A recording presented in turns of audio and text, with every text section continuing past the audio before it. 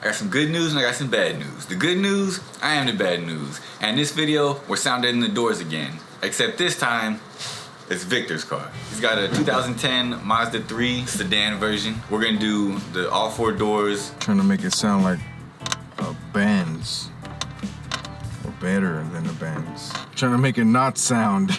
I've always wanted to get sound deadening, but I knew that it would be a big, like $500 or $1,000 project. But seeing the homie do it when we did the floor, I was like, wow. Basically, he actually helped me do the floor, which hopefully by the time you see this, you've already seen the floor. He saw the results and he was kind of convinced. The reason why is I've always heard a ring. Certain songs, certain snares, you hear like a ring that goes back. So I want that to be clouded out, like a studio room. Sound deadening controls the noise in your car by making whatever you apply it to heavier and less likely to vibrate. The motion of vibration takes away from the energy that could have been used to produce music, while the sound of vibration makes an annoying noise that distracts from the music. Acoustically, doors are a weak point because you got a bunch of resonating metal next to a bunch of vibrating plastic. Hitting the doors first is actually a really good first step. We did the doors and the roof, but this video is just gonna be the doors. Check out the roof video coming up next, whenever, I get it done.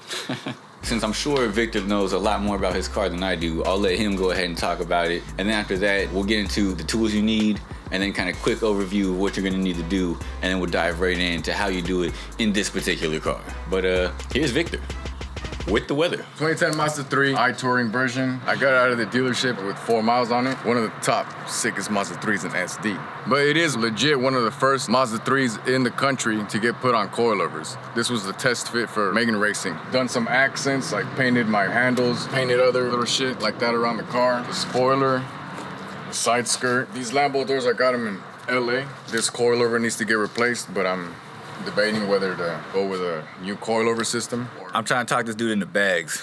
Or the bags. Maybe if the video gets some comments about some bags, he'll be convinced that's a good idea. I need some airbag reassurance. I want to make sure that I'm not going to lose the joys of the coilovers, What bag system would be best if he still wants the aggressive handling ability? People pull up on me on the road and they're like, damn, is that a Mazda Speed or what is this, what is that? It's just a Mazda 3 that I hooked up in the past 11 years. Yep, it's my tank, it's my little baby. It's my trooper, it's been with me since I was 19 and I'm 30, about to be 31. Before we get into the specifics, we're gonna go over what you need and a quick overview of what we'll be doing. And then we're gonna dive into how you do it in this particular car. As far as tools go, basically you'll need a 10mm and you'll need some screwdrivers. It really helps if you have some trim removal tools, that way you're not scratching up your interior. And you're gonna need like a jeweler or some other type of really skinny, really, something to pop out these clips, because there's a couple clips in there.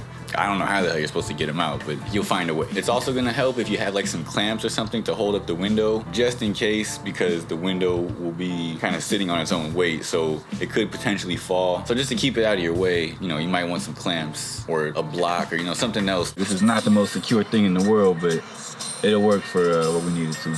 You also need rags and alcohol to get the surface of whatever you're sound deadening clean, just to make sure that there's no residue or anything like that. It doesn't have to be alcohol, it could be some other kind of degreaser. Definitely need some sort of razor blade or some sort of scissors. I used both. Just be aware that if you use scissors on the sound deadening, you will ruin them. They will become the sound deadening scissors. It really helps if you have some gloves. It's recommended. In the last video, I cut my finger. In this one, I didn't because I was careful, because last time I did. So overall, it's safer. So wear gloves. And then obviously you're doing sound deadening, so a roller. A roller is like absolutely requirement. I actually bought a new roller. It has bearings, it's super smooth. I recommend it. Let's get this project going. So pretty much you're just gonna remove everything that you're sound deadening or that's in the way of what you're sound deadening, and then we're gonna clean it and sound deaden it. The process is pretty easy, it's just time consuming. But for the door panels in the front, there's just 3 screws. There's one right behind the lever that you pull to open the door, and you just pretty much gotta get something skinny that won't scratch it up, get it behind there and pop it out. There's also one in the armrest. No broken pieces. There's another one right below that, and a screw in here. You got your switch wiring, which if you're doing the driver door, there's gonna be, I think, 3 connectors, and on all the other doors it's 2. Pop the switches off. unplug them. You also have to disconnect the speaker. So just make sure you pay attention to you disconnect all the wires, because you don't want to take off the panel and like yank one of the wires or something like that. And then you can start going around the outside of the door and popping those out. You're just gonna have to get something in between it, kind of pry it out a little bit. You'll hear it pop, and then just start popping them, and then it's kind of like a out and then up, you know, with the door panel. Boom. And if it's like hard to get to, install some Lambo doors so you can lift your door up to chest height. So you can look at it like this. No more hurt backs. No more lower back. All the little trim pieces, just like any other car, pretty much just pull them and they'll come out. For the most part, you got to be careful. You know, they do tend to break. Pop that out. You just literally just pull it. Like that. We didn't break any in this video. In the next video, we broke something, but you know, whatever, it happens. For the inside panel of the doors, there's like 10 bolts that are all 10 millimeters. And then there's 3 for the window motor.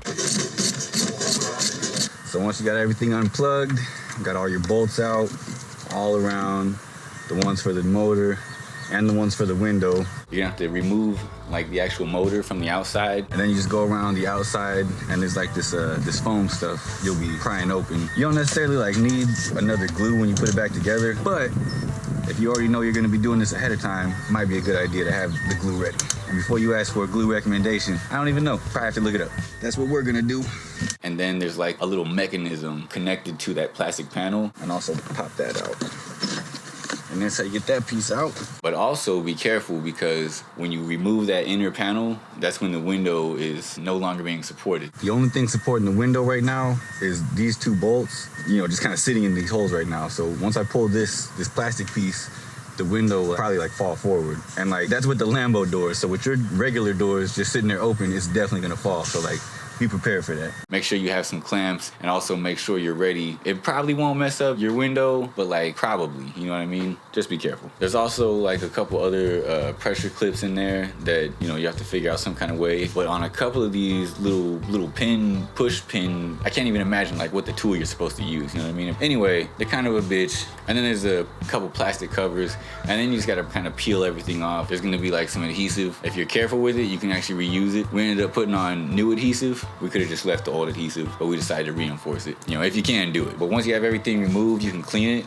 You're gonna need to vacuum it or dust it. Vacuum is probably easier just because it's probably gonna be dusty as hell. And then after it's all vacuumed, you can come back in with some kind of alcohol or some kind of degreaser to clean off the actual surface so that your sound deadening has something to stick to. Because trust me, if there is any dust on that panel, like it won't even try. Like you'll just know instantly, like, oh, that piece is ruined. Once everything is clean, you can pretty much start applying your sound deadening. I recommend cutting each sheet into like strips, and then cutting those strips into a couple pieces as well. And some of them you can leave as like longer strips. You know, they don't have to be perfectly symmetrical pieces, you know what I mean? So like we cut the big sheet into smaller pieces, and then just kind of snip those down to fit, you know, each individual little spot. I'm pretty sure we eyeballed the whole process, so it's not like you have to be super precise. Peel the paper, stick, roll, and repeat, and just do that until you're done.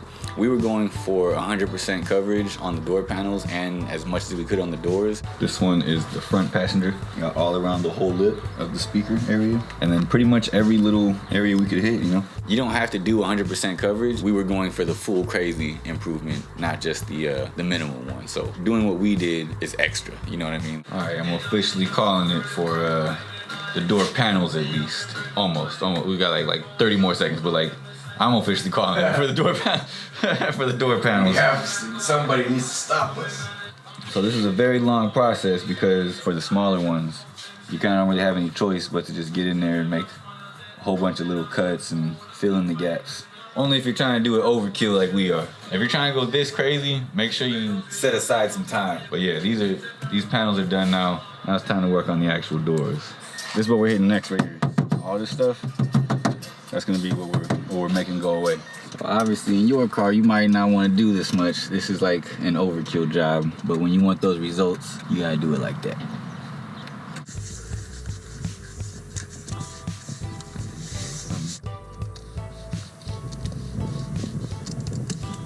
But it's basically just 2 sheets straight across. A little bit of cutout for the handles, but pretty much just 2 sheets. Still need to do some more on the bottom. So what you're looking at right now is the passenger side. This one's done, this one's not done.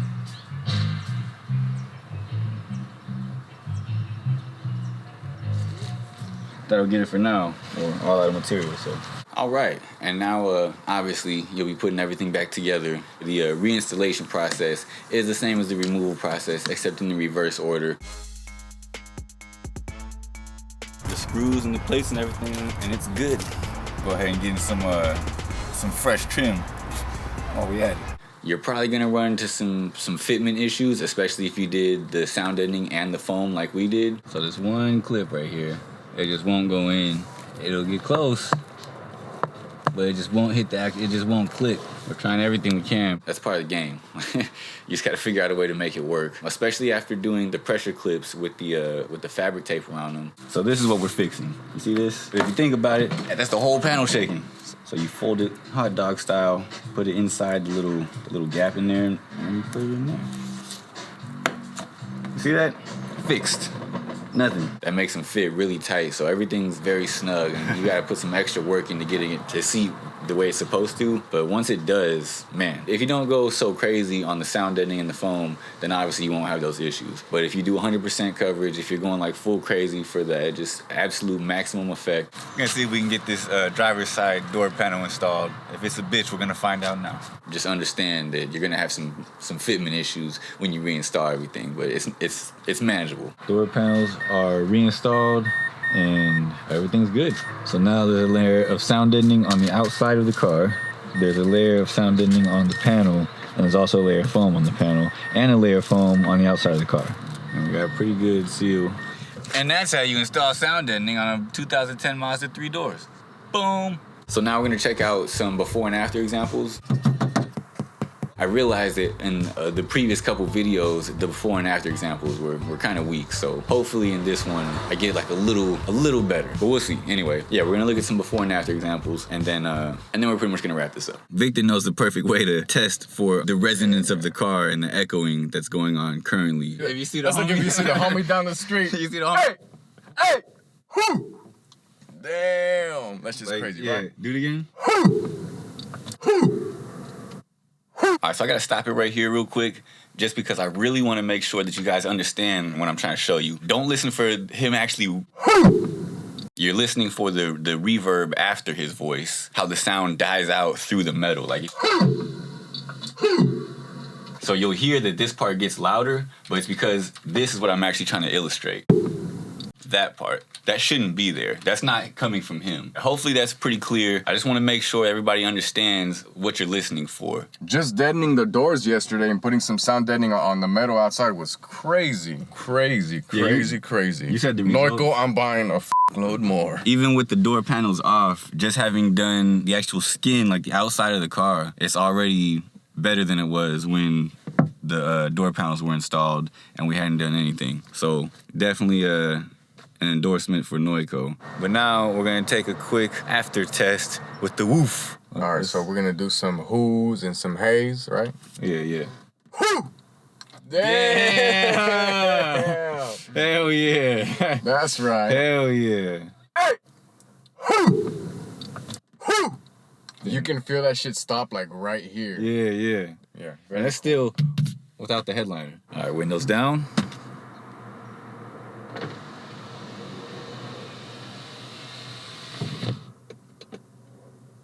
Windows up. So this is the exhaust with the doors open.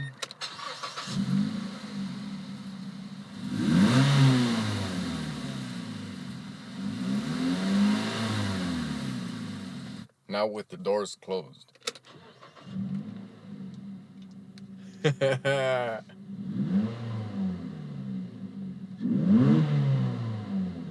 Very nice. All right, thanks for watching. I hope you learned or laughed at something. If so, go ahead, leave a comment, subscribe, all that fancy stuff. I really appreciate the comments and the engagement that I've been seeing lately. Still coming up, so it's really cool to see people watch my stuff. Truly appreciate that. So yeah, the next video is gonna be sound deadening Victor's roof, It's basically part 2 to this one because we did the work at the same time, but just didn't feel like making one really long video. The next thing for the DaSlapBox is gonna be a VM1 install, which is a voltmeter, basically just so I can keep an eye on the voltage that's going to my amplifier, and then also a USB port retention adapter, which allows you to use your stock USB port even if you have a aftermarket head unit. And the reason I'm doing that is because somebody commented on a video I made like a year or 2 ago, and they asked if I had ever got around to it, and I hadn't yet. And like 2 days ago, somebody else commented, you know, under that comment, any update? So I'm getting around. I'm finally gonna actually do that. I'm gonna test them out, and basically I'm just gonna see if it's any good. It's not like a huge upgrade or anything like that. The next big thing though is I want some door speakers. Any recommendations? I am super open. I don't have any loyalty to any companies at the moment, although if any companies would like to change that. I'm joking, but I'm serious. Again, thanks for watching. I hope you like the DaSlapBox videos. I hope you like Victor's car videos. Follow me on Instagram at DaBadNewz, DaBadNewz. That tends to be where I post behind the scenes content, even for videos like this. That's Victor right there. Always do the bad news first. Skirt! Gotta figure out a way to get out of the car around the Lambo doors. This is the before example.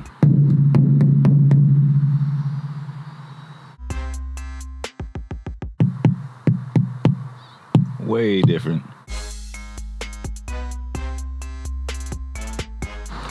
It's still good.